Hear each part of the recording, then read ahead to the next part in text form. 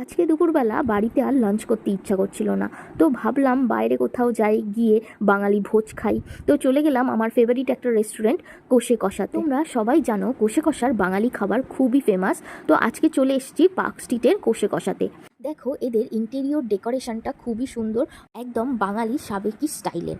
আর দেরি না করে এবার অর্ডারটা দিয়ে দিই। দেখো এরা মেনু কার্ডেও বাঙালিয়ানা বজায় রেখেছে। প্রথমেই পছন্দ মতো খাবার অর্ডার দিয়ে দিলাম। অর্ডার দিয়ে দেওয়ার পর আর বসে থাকতে ভালো লাগে না, এত কি ওয়েট করা যায়। এই যে এবার অপেক্ষার সমাপ্তি ঘটিয়ে এসে পড়েছে আমপোড়ার শরবত আর ফ্রেশ লাইম সোডা।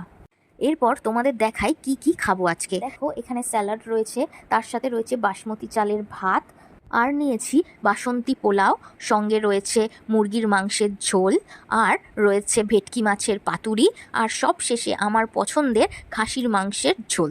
আর দেরি করবো না, এবার পেট পুজোটা সেরে নিই। আর তোমরা চ্যানেলটাকে ঝটপট সাবস্ক্রাইব করে নাও।